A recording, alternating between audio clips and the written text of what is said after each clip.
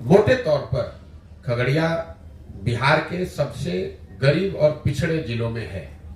और आज से नहीं, इसका तो हिस्टोरिकल जो लोग बताते हैं कि टोडरमल के जमाने में बता दिया गया कि ये वो एरिया है जहां से लगान नहीं लिया जा सकता। उस समय से इतनी गरीबी है। और गरीबी का एक मुख्य कारण यहाँ की जो 7 नदियों का प्रभाव है, जल प्रबंधन की कोई व्यवस्था नहीं है। तो करीब करीब 2/3 खगड़िया बाढ़ से प्रभावित है। जहां बाढ़ नहीं आ रहा है वहां जल जमाव की समस्या है। और बड़ी संख्या जो यहाँ पर लोगों की किसानी की है, जो आप लोग मक्का यहाँ उगाते हैं, उसका दाम न मिलना है। जैसे अभी मक्का का जो दाम है, जहां मुझे याद है शायद 2090 रुपए दाम है। और खगड़िया में आप जाकर गांव गांव पूछ लीजिए, कोई ऐसा किसान मक्का उत्पादक नहीं मिलेगा जिसने अपने मक्के को 1600, 1700, 1800 से ज्यादा में बेचा। यहाँ पर मतलब जो कृषि आधारित बाढ़ और कृषि आधारित जो व्यवस्था है, उसमें जो कमी है, उस यहाँ की गरीबी का मेन कारण है। उद्योग धंधे तो यहाँ पर है नहीं, पढ़ाई की व्यवस्था है नहीं। वो कोई खगड़िया की स्पेसिफिक बात नहीं, वो तो पूरे बिहार का वही हाल है। पलायन, बेरोजगारी, शिक्षा का ध्वस्त होना और किसानों की बदहाली, ये तो हर जगह है। खगड़िया बेगूसराय के मुकाबले या दूसरे अन्य जिलों के मुकाबले ज्यादा पिछड़ा क्यों है, उसकी एक वजह मुझे समझ में आ रही है। यहाँ पर जो नदियों का प्रभाव है यहाँ के जीवन पर, यहाँ के सामाजिक आर्थिक जीवन पे, वो बहुत ज्यादा है। और इन नदियों के जल प्रबंधन को लेकर कोई ऐसा प्रयास नहीं किया है। जैसे हम लोग यहाँ बैठे हुए हैं, यहाँ पर 2 पुल की मांग हमको लग रहा है कि आज पिछले 20-25 बरस से चल रही है, आज तक नहीं बना। यहाँ नदियों मतलब बाढ़ हर साल आ रहा है। जिस एरिया में हम लोग बैठे हैं, इस साल नहीं आया, लेकिन लोग बता रहे हर साल बाढ़ आता है, लेकिन कोई उसके लिए प्रयास नहीं किया गया है। हर साल लोगों को मालूम है, एक ही नेता यहाँ जो विधायक है 3 बार 4 बार 5 बार से लोग जीत कर आ रहे हैं, लेकिन समस्याएं वही बनी हुई हैं, कोई उसका परिवर्तन नहीं हुआ। तो खगड़िया में जब तक पानी के प्रबंधन को ठीक नहीं किया जाएगा, तब तक खगड़िया का समुचित विकास संभव नहीं है। खगड़िया बिहार के उन राज्यों में है, उन जिलों में इसकी गिनती मैं करता हूं, जहां बाढ़ और पानी के प्रबंधन को सबसे ज्यादा प्राथमिकता के आधार पर जिसका रास्ता अगर निकाला जाए, तभी यहाँ की जीवन शैली और यहाँ की आर्थिक सामाजिक विकास की बात हो सकती है। वरना आप चाहे सड़क बनाइए, बांध बनाइए, कुछ भी बनाइए, बाढ़ आता है, सब बर्बाद हो जाता है, फिर वहीं का वहीं चला जाता है। सर, ये जनस्वराज की एंट्री क्या 2024 में होगी? नहीं, मैंने आपको बताया कि जनस्वराज जब मैंने पैदल चलना शुरू किया, जब इसकी घोषणा की, तभी बताया कि जब पूरा बिहार पैदल चल लेंगे, तब हर प्रखंड पंचायत से उन लोगों को निकालेंगे जो दल बनाना चाहते हैं। अभी उस समय मेरा अनुमान था कि 1-1.5 साल में पूरा बिहार चला जा सकता है, लेकिन जब मैं चल रहा हूं करीब करीब अभी 18 महीने हो गए, मैं आधा बिहार ही पैदल चल पाया। इस पदयात्रा में किलोमीटर और दिन निश्चित नहीं है, उद्देश्य निश्चित है कि हर गांव पंचायत तक पहुंचना है, पहुंचकर वहां के लोगों की, वहां की समस्याओं को समझना है। ऐसे लोग जो उन समस्याओं को सुलझाने के लिए सामाजिक राजनीतिक तौर पे सक्रिय होना चाहते हैं, उनको जोड़ना है और उनको जोड़कर एक नई व्यवस्था बनाना है। अब उसको करने में अगर 2 बरस ज्यादा लग जाए तो ज्यादा लग जाए, कोई हमें जल्दी नहीं है। 2 बरस और लगेगा, 2 बरस और लग जाए, लेकिन दल तभी बनेगा जब मैं पूरे बिहार को समझ लूं, उन लोगों से मिल लूं, उनकी समस्याओं को जान लूं। और ये करने में मुझे लग रहा है कि अभी 1.5 साल और समय लगेगा। तो उस नजरिए से जो आपका सवाल है कि क्या लोकसभा चुनाव से पहले जनस्वराज दल बनेगा, बिल्कुल नहीं बन सकता है। इसलिए नहीं बन सकता है कि हम लोग का अभी हमारी पदयात्रा पूरी नहीं हुई है। और जो मैंने बिहार की जनता को आश्वासन दिया है कि भाई पूरा बिहार घूमने के बाद ही लोगों की मदद से दल बनाया जाएगा, अगर आज चुनाव के नजरिए से हम दल बना लें, तब तो दल बनाने से पहले ही हम वो करना शुरू कर देंगे। लोग यही कहेंगे कि देखिए चुनाव आया तो फिर अपना हवा बना के चुनाव लड़ने की कोशिश कर रहे हैं। जनस्वराज का उद्देश्य दल बनाकर चुनाव लड़ना नहीं, ये एक नई व्यवस्था बनाना है जिसमें 5 बरस लग जाए, 10 बरस लग जाए, लेकिन बिहार में सही मायनों में लोगों की जिंदगी बदले, व्यवस्था बदले, वो प्रयास है। सिर्फ दल बनाकर चुनाव लड़ना होता तो इतने प्रयास की क्या जरूरत हो। तो पटना बैठिएगा, एक दिन में दल बन जाएगा। और कि जब सबको कोई ना कोई लड़ने वाला मिल जाता है, तो हमारी जो पृष्ठभूमि है, हमको भी लड़ने वाले घर घर लोग मिल जाएंगे। वो प्रयास नहीं है। प्रयास जो मैंने आपको बताया, पहले समाज को तैयार करना, उसी समाज से ऐसे लोगों को ढूंढ कर निकालना जो एक नई राजनीतिक दल व्यवस्था बनाना चाहते हैं, और साथ साथ जमीनी हकीकत को समझकर एक योजना बनाना, ताकि कल अच्छे लोग चुनकर आए तो उनको मालूम हो कि खगड़िया को सुधारने के लिए करना क्या है, बेलदौर में क्या करना है, परबत्ता में क्या करना है, जब ये जानकारी नहीं रहेगी, अभी स्थिति यह है कि जो 2 बार 3 बार का विधायक है, समस्या की बात तो छोड़ दीजिए। कई बार लोग कहते हैं भैया पैदल चलने से क्या होगा, हम लोग तो पहले ही से मालूम है क्या समस्या है। बिल्कुल नहीं मालूम है। मैं आपको दावा कर रहा हूं कैमरे पर, जो भी आपके यहाँ खगड़िया जिला में विधायक है 2 बार 3 बार से, उसको आप कैमरे पर बैठा दीजिए और बोलिए कि बिना कागज देखे हुए अगर अपने पंचायतों का नाम बता दे तो आप जो कहिएगा मैं मान लूंगा। लोग अपने पंचायतों का नाम नहीं जानते हैं, समस्या की तो बात ही छोड़ दीजिए। जो 2-2 3-3 बार से विधायक है उसको अपने सारे पंचायतों का नाम नहीं मालूम।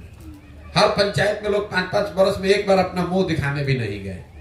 तो लोगों की जो जमीन पर समस्या है उसको जब तक नहीं जुड़ा जाएगा, उसको समझा नहीं जाएगा, तब तक उसका सुधार संभव नहीं है। बिहार की राजनीति में जो जाति का महाजाल एक तरह से देखा जाए तो प्रशांत किशोर अपने आप को कहाँ पाते हैं? प्रशांत किशोर को इसमें कहीं अपने आप को पाने की जरूरत नहीं है। ये आपके दिमाग का भ्रम है। आप कितने दिन से पत्रकारिता करते हैं हम नहीं जानते हैं, लेकिन एक बिहार में ये भ्रम फैला दिया गया है कि बिहार का हर व्यक्ति जाति पर ही वोट देता है। अब आपने ये कहा कि बिहार में जातियों का महाजाल है, तो मैंने पूरे देश में काम किया है। सुन लीजिए, हाँ, राजनीति के हिसाब से ही बोल रहे हैं। हमने पूरे देश में काम किया है। कोई राज्य हमको देश में नहीं मिला जहां जातियों का प्रभाव न हो। कर्नाटक में भी वोकालिगा और लिंगायत की बात आप रोज सुनते हैं। गुजरात में भी जातियों की बात होती है, आंध्र प्रदेश में भी जातियों की बात हो रही है, महाराष्ट्र में भी जाति की बात हो रही है। लेकिन आपको हमको ये समझ में नहीं आता है, क्योंकि हम लोग पिछड़े और गरीब राज्य हैं, तो आप पर यह तोहमत लगा दिया गया है कि बिहार इसलिए पिछड़ा है क्योंकि यहाँ पर सब लोग जाति की ही बात करते हैं। और आपको हमको जाने अनजाने ये समझ में नहीं आ रहा है कि आप अपने मुंह में कीचड़ लगा रहे हैं, बिना इस चीज को समझे हुए ये बता रहे हैं जैसे कि पूरे देश में जाति नहीं है, बिहार में ही जाति है। अब मैं आपको इसका सटीक एक उदाहरण दे देता हूँ। आप यहाँ पत्रकार हैं, राजनीति को कवर करते हैं। बिहार में मोदी जी को, भाजपा को वोट पड़ता है कि नहीं पड़ता है? पड़ता है। जब आप जाकर पूछेंगे कि वोट कैसे ये सांसद जीता है, तो लोग बताते हैं कि अरे सांसद को कहाँ वोट पड़ा, तो मोदी जी के नाम पर सब वोट पड़ा है। तो अगर बिहार में हर व्यक्ति जाति पर ही वोट दे रहा है, तो मोदी जी के जाति का तो आदमी बिहार में रहता नहीं है, तो वो मोदी जी को वोट कैसे दे रहा है? अभी तो आपने कहा कि भाई हर आदमी जाति पर ही वोट दे रहा है, तो मोदी जी के जाति के कितने लोग बिहार में रहते हैं ये आप हमको समझा दीजिए। तब आप तुरंत कहिएगा भैया वो तो हिंदू मुस्लिम के नाम पे देता है। हिंदू मुस्लिम के नाम पे दे रहा है, लेकिन जाति के नाम पे तो नहीं दे रहा है। कई जाति समूह के लोग भाजपा को, मोदी जी को किसी दूसरे मुद्दे पर वोट देते हैं, जाति पर नहीं देते। इसका दूसरा पक्ष देख लीजिए। बिहार में 18% मुसलमान रहता है, वो आरजेडी को वोट देता है, लालटेन को वोट देता है। वो लालू जी के जाति का तो नहीं है, तो मुसलमान आरजेडी को क्यों वोट देता है? वो वोट इसलिए देता है क्योंकि वो भाजपा को दे नहीं सकता है और सामने उसके पास कोई विकल्प नहीं, इसलिए लालटेन को वोट देता है। वो जाति के लिए वोट नहीं देता है। बिहार में 50% से ज्यादा ऐसे लोग हैं जो जाति के आधार पर वोट नहीं करते। ये आप भ्रम मत पालिए। तो ये लोगों के दिमाग में बैठा दिया गया कि भैया जाति पर सब वोट होता है, जाति पर ही सब वोट होता है। जाति भी एक महत्वपूर्ण पहलू है, ऐसा नहीं है कि जाति की महत्ता नहीं है, लेकिन जाति भी एक विषय है। सिर्फ जाति के आधार पर 100 में 100% वोट पड़ता तो जो भी जाति का आदमी एक बार जीत गया वो कभी चुनाव ही नहीं हारता है। उस जाति के लोग वो विधानसभा, पंचायत, प्रखंड छोड़कर चले थोड़ी ना गए हैं। जितने मान लीजिए कि कुशवाहा समाज के जितने आज लोग हैं, 10 वर्ष के बाद भी करीब करीब उतने ही लोग रहेंगे। तो फिर एक बार कुशवाहा कोई जीतता है, कोई हार कैसे जाता है? इतना आसान नहीं है जितना आप समझते हैं कि सब जाति पर ही वोट देता है।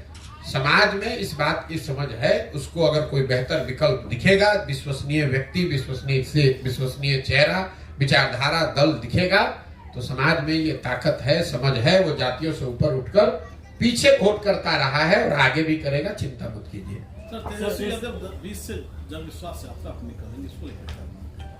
इसमें हमको क्या मानना है? अभी सत्ता में बैठे हुए थे तो यहाँ हम लोग कहते हैं कि नीतीश कुमार पलटू मार है, लेकिन नीतीश जी को हम सब लोगों को एक बात की शाबाशी देनी चाहिए कि नीतीश कुमार इतनी बार पलटे कि पलट पलट के उन्होंने सारे दलों को पलटू मार बना दिया। भाई तेजस्वी यादव, अगर नीतीश कुमार पलटू मार है तो तेजस्वी यादव कैसे सीधे हैं? अभी 2 बरस पहले नीतीश जी को पलटू मार कहे, फिर जिस दिन नीतीश कुमार ने उनको अपने साथ रख लिया उप मुख्यमंत्री बना लिया तो नीतीश कुमार को विकास का चेहरा बताने लगे। जन विश्वास में निकल, एक मिनट सुन तो लीजिए। फिर आज नीतीश कुमार छोड़कर भाजपा में चले गए तो महाशय अब कह रहे हैं कि नीतीश कुमार तो बड़े थके हुए मुख्यमंत्री थे। यही हाल भाजपा का है। अमित शाह आए, बोले कि भैया एक एक बिहार के आदमी सुन लो, नीतीश कुमार के लिए भाजपा का दरवाजा बंद है। तो हमने वही कहा कि भाई दरवाजा तो अमित शाह बंद करके ठीक ही गए थे, छिटकिनी लगाना भूल गए थे। जैसे ही हवा का झोंका आया, दरवाजा खुल गया, नीतीश कुमार को बैठा लिए बगल में। जो नरेंद्र मोदी जी मध्य प्रदेश में जाकर एक सभा में कह रहे थे कि इस आदमी ने, एक नेता ने महिलाओं के लिए ऐसी अभद्र टिप्पणी की है विधानसभा में, इनको सजा होनी चाहिए। वही मोदी जी के नेतृत्व वाली भाजपा, वही मुरेठा बांधकर घूमने वाले सम्राट चौधरी आज नीतीश कुमार को बिहार का भविष्य बता रहे हैं लोग। आपने कहा जन विश्वास यात्रा, आप कोई भी यात्रा कर लीजिए। नीतीश कुमार किए थे समाधान यात्रा, कितना बिहार की समस्या का समाधान हो गया। अभी राहुल गांधी कर रहे हैं न्याय यात्रा, कितना बिहार के लोगों को न्याय मिल गया। तो इनके जन विश्वास यात्रा करने से क्या होगा? सबसे ज्यादा विश्वास आपने तोड़ा। 30 बरस से लालू नीतीश का ही राज है इस देश में, इस बिहार में। 30-32 बरस में बिहार से गरीबी कम नहीं हुई, पलायन रुका नहीं, बच्चों की पढ़ाई की व्यवस्था हुई नहीं, रोजगार मिला नहीं। तो अब किस विश्वास की बात कर रहे हो? जनता इतनी बेवकूफ नहीं है। आएंगे विश्वास यात्रा में, भीड़ दिखेगी, पैसे के बल पर, काडर जात के नाम पर कुछ लोग इकट्ठा हो जाएंगे, उससे कोई फर्क नहीं पड़ने वाला है। काठ की हांडी बार बार नहीं चढ़ाई जा सकती है। जिन लोगों ने आरजेडी को, लालू जी के, उनके बच्चों की सरकार को देखा है, वो जानते हैं कि ये लोग जात पात, हिंदू मुस्लिम और भ्रष्टाचार गुंडागर्दी से ऊपर उठकर राजनीति नहीं कर सकते हैं। वो आरजेडी का कैरेक्टर है। इन 4 चीज से ऊपर उठकर आरजेडी के लोग राजनीति नहीं कर सकते हैं। तेजस्वी यादव उससे अलग नहीं है। सर एक मिनट सर, ऐसा सोच है सबका कि आप 11 राज्य में अपने रणनीति से मुख्यमंत्री बना चुके हैं और बिहार में सभी नेता पर विश्वास नहीं है कि मतलब कहते हैं कुछ, करते हैं कुछ, तो आप पर कैसे विश्वास करेंगे? हो सकता है सर आप सत्ता में आके आप भी इसी तरह कर दें। बिल्कुल ठीक बात है। तो अगर आप यहाँ पर, हम खगड़िया में 20 दिन से हैं, कम से कम 100 सभाओं में हमने बात करी होगी। किसी सभा में दिखा दीजिए जहां हमने किसी को कहा हो कि भैया हम पर भरोसा करके हमको वोट दो, हम आएंगे तो तुम्हारा जीवन सुधार देंगे। हम सभा की शुरुआत ही करते हैं इस बात से कि भैया मेरी बात पर तो भरोसा करना नहीं, क्योंकि जैसे पहले के लोगों ने ठगा है, हम पर भरोसा करके हमको वोट दोगे, हम भी तुमको ठग सकते हैं। तुम खुद समझो, तुम अपने बच्चों के बारे में सोचो, तुम अपने बच्चों की चिंता करो, अपने बच्चों की भलाई के लिए वोट करो। प्रशांत किशोर को जिताने के लिए, लालू जी को हराने के लिए, मोदी जी को प्रधानमंत्री बनाने के लिए, अपने जात का नेता जिताने के लिए, अपना हिंदू मुसलमान करने के लिए तो तुमने जीवन भर वोट दे दिया। पूरे अभियान में हम एक ही पंक्ति बता रहे हैं कि एक बार जीवन में अपने बच्चों के लिए वोट दे दो। देश के लिए नहीं, राज्य के लिए नहीं, जात के लिए नहीं, नेता के लिए नहीं, मोदी, लालू, नीतीश, प्रशांत किशोर के लिए नहीं, वोट एक बार अपने बच्चों के लिए दो। क्योंकि कई लोग कहता है भैया अब तो बात कर रहे हैं कि देश के लिए वोट नहीं दे रहे, तो बहुत खराब बात है। बिल्कुल ठीक बात है, आपको कैमरे पर कह रहा हूं। जो लोग कहते हैं कि देश के लिए वोट दे रहे हैं, अगर आपका बच्चा अनपढ़ है, बेरोजगार है, तो देश कमजोर हो रहा है कि उससे मजबूत हो रहा है? अगर पूरा बिहार का बच्चा अनपढ़ और गरीब है, बेरोजगार है, तो उससे देश मजबूत हो रहा है कि देश कमजोर हो रहा है? देश में प्रति व्यक्ति आए हैं 1,35,000, बिहार में प्रति व्यक्ति आए हैं 34,000 रुपया। अगर बिहार में बच्चों की आमदनी बढ़ेगी, यहाँ रोजगार आएगा, तो उससे देश उससे मजबूत होगा। अगर पूरा बिहार का आदमी गरीब रह जाएगा तो उससे देश भी नीचे आएगा, क्योंकि पूरे देश की 10% आबादी बिहार की है। इसलिए हम कह रहे हैं, डंके की चोट पर कह रहे हैं कि बिहार के लोगों के लिए समय है जब देश, राज्य, विचारधारा, जाति, नेता सबको छोड़कर एक बार अपने बच्चों की चिंता कीजिए। देश आगे बढ़ रहा है। इसी देश में बुलेट ट्रेन 1 लाख करोड़ का बन रहा है, खगड़िया में पैसेंजर ट्रेन भी नहीं चल रहा है। इसी देश में बिलियंस ऑफ डॉलर्स का इन्वेस्टमेंट आ रहा है, फैक्ट्रियां लग रही हैं। खगड़िया में आज भी लोग, खगड़िया, बेगूसराय में, मधुबनी, सीतामढ़ी में आज भी लोग 1960-70 के जमाने में जी रहे हैं। आज भी आपके हमारे बच्चों को मजदूरी करने के लिए कर्नाटक, बंगलोर, तमिलनाडु, गुजरात, महाराष्ट्र जाना पड़ रहा है। तो देश की तरक्की होगी, वो ठीक है, हो रही है, नहीं हो रही वो अलग विवाद है, लेकिन इस बात पर कोई विवाद नहीं है कि बिहार में कोई तरक्की नहीं हो रही है, और देश की तरक्की से बिहार और बिहार के लोगों का कोई फायदा नहीं है, चाहे वहां देश में कांग्रेस की सरकार रहे कि मोदी जी की सरकार रहे। बिहार के बच्चों के लिए पढ़ाई रोजगार न पहले था न अब है, इसलिए आपको हमको पहले अपने बच्चों की चिंता करनी है। जो व्यक्ति अपने बच्चों की चिंता नहीं कर सकता है, वो समाज राज्य देश की चिंता क्या करेगा। सर, ये जन स्वराज का जिला में जो संगठन आप कर रहे हैं, कब से कर रहे हैं, कब माने कैसे नहीं, जो मैंने आपको बताया, पदयात्रा के दौरान जो लोग मिलते हैं, जो इस विचारधारा को सुनकर समझकर तय करते हैं कि भैया अब हम लोग को जन स्वराज से जुड़ना है, एक नया दल बनाने में कंधा लगाना है, ऐसे हजारों लोगों को एक साथ इकट्ठा करके पदयात्रा जब हम खत्म करेंगे तो वो संगठन बनाकर पब्लिकली जारी करेंगे। आप भी देख पाइएगा, जिले के स्तर पर 250 लोग, अनुमंडल के स्तर पर 50, प्रखंड के स्तर पर 200 और पंचायत के स्तर पर 50 लोगों की पहली कार्यवाहक समिति जारी की जाएगी। वही लोग मिलकर जन स्वराज की सोच को आगे घर घर पहुंचाने का जिम्मा लेंगे और इस चीज को आगे बढ़ाएंगे। जिस तरह से आपने कहा क्या है सर, यूथ क्लब अभी बता तो दिया यूथ क्लब क्या है, मैंने पहले ही सारा समझाया। यूथ क्लब बिहार में 1 लाख बच्चों को जो अपने लिए सामाजिक राजनीतिक पहचान बनाना चाहते हैं, आने वाले समय में राजनीति करना चाहते हैं, उनके लिए प्रशिक्षण संसाधन की व्यवस्था है, ताकि वो लोग जिनके बाबूजी, जिनके घर वाले बड़े लोग नहीं है, राजनीति से जुड़े हुए लोग नहीं है, लेकिन ऐसे बच्चे जिनमें काबिलियत है, क्षमता है, ऐसे बच्चों को राजनीति में लाकर उनको प्रशिक्षित किया जाए और उनको ये अवसर दिया जाए कि कल होकर अगर उनमें क्षमता है तो आकर वो राजनीति कर सके। सर, एक सवाल है सर कि जन स्वराज आने वाले समय में जो कह रहे हैं कि हम पंचायत में मुखिया हो या प्रमुख हो या विधायक के इलेक्शन लड़े, मैं उसको साथ दूंगा या मतलब उसको सहयोग करूंगा, क्या आने वाले समय में वैसे व्यक्ति को तो नहीं देगी जो जदयू में है या राजद में है या जो बीजेपी में जो भ्रष्टाचार में। जन स्वराज का जो स्लोगन है वो है सही लोग जी। अब सही कौन है कौन नहीं है, इसके लिए कोई पैमाना, कोई यंत्र हमारे पास नहीं है। सही वो है जिसको समाज सही मानता है, इसीलिए इतना लंबा समय समाज में बिता रहे हैं, गांव में जाकर, पंचायतों में जाकर पता कर रहे हैं कि कौन किसको लोग अच्छा सही मानते हैं।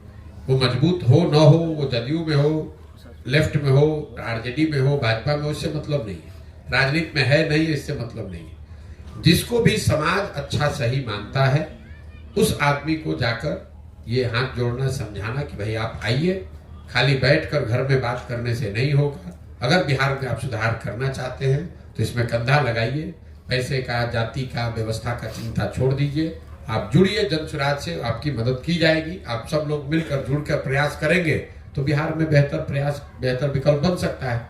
नहीं कीजिएगा तो जैसे चल रहा है वैसे चलता रहेगा। सर, जिस तरह से आपने कहा कि पिछले 30 वर्षों से लगातार 1200 ही परिवार के जो लोग नेता बने, MP MLA बने, क्या आगे आपका जो ये मुहिम है 1 लाख लोगों को जोड़ने का, उसको प्रशिक्षण दीजिए, क्या उसको मौका मिलेगा युवा वर्ग को? फिर वही बात है मेरे भाई, 1250 लोग सांसद विधायक की बात करें, उसके लिए जन स्वराज एक नया दल, नया विकल्प बनाने का प्रक्रिया चल रही है। क्लब 1 लाख उन बच्चों को तैयार करने की बात है जो अभी राजनीति में सक्रिय नहीं है।